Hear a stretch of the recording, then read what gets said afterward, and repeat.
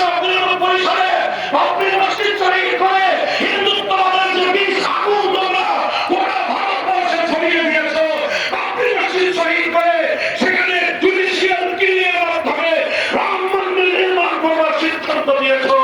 আমরা ঘোষণা করছি একটা দিন আসবে আমরা আবার বাবরি মসজিদের জায়গায় বাবরি মসজিদ নির্মাণ করে আল্লাহ দরবারে শ্রদ্ধা দিব।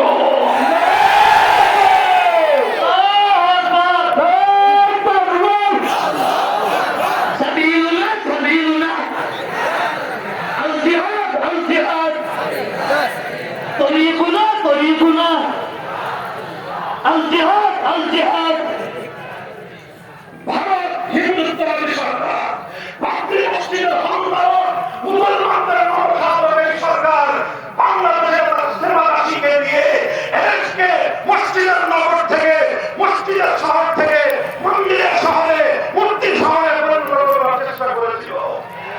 5ই আগস্ট বাংলাদেশের মানুষ 1 ঘন্টা বিপ্লবে দেখিয়ে দিয়েছে টেকনাফ থেকে মিডিয়ায় আর কিছু থাকতে পারে মুসলমানদের জনপদের জাতীয় স্থাপনায় রাষ্ট্রীয় পর্যায়ে কোন মূর্তি থাকতে পারে না।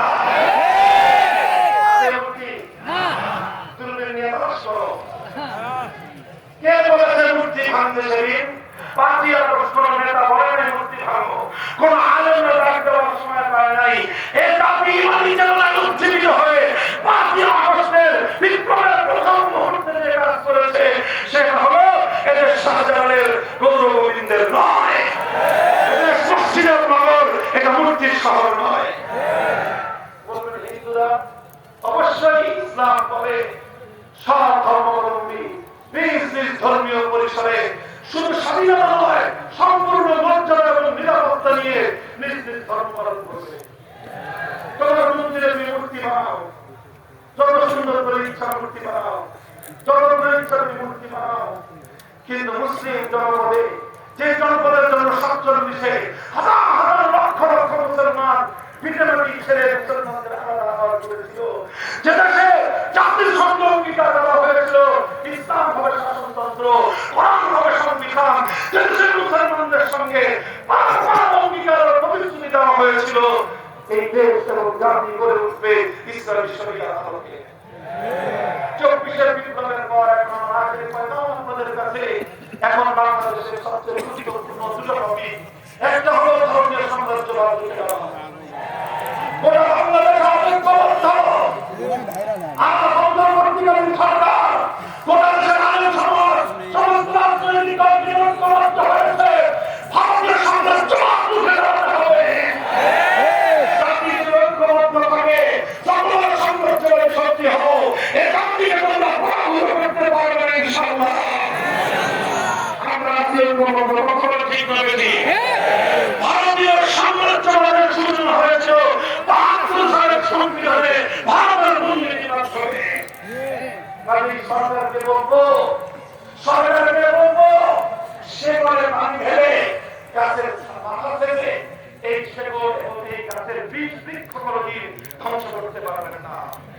শেকড় উদ্যান শেকড় বাংলাদেশ থেকে ভারতীয় সংবিধানকে প্রস্তাবনা সংবিধান বঙ্গোপসাগরে ভাসিয়ে দেয়,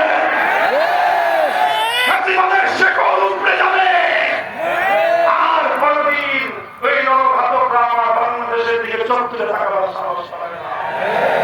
দ্বিতীয় নম্বরে বাংলাদেশের সংবিধান সংস্কার কি বলেন? সংবিধান সংস্কারে সবাই মতামত দিচ্ছে, আমরা তৌহিদি জনতার পক্ষ থেকে স্পষ্ট মতামত দিতে চাই। বেশি কথা নাই, মৌলিক একটা কথা, যেটা 47-এ বলেছিলাম, যেটা 71-এ বলেছিলাম, যেটা আমরা 75-এ বলেছিলাম, যেটা সবসময় বিপ্লবের ক্ষেত্রে আমরা বলেছি, 24 সালে বলেছি, আজও বলি আমরা। আমাদের পরিষ্কার একটা পয়গাম হলো আমরা সংবিধানে এমন একটা ধারা চাই, এমন একটা মূলনীতি চাই, যেই মূলনীতি এবং যেই ধারার মাধ্যমে বাংলাদেশে কোরআন সুন্নাহ বিরোধী কোন তাগুতি আইন, কোন তাগুতি নীতিমালা, কোন তাগুতি বিধান কার্যকর থাকবে না। কথা বলে আপনারা রাজি আছেন? আমরা একটা মত চাই, একটা ধারা চাই, ভাষা হবে সংবিধান পরিষ্কার করা, ভাষাটা ঠিক করবে,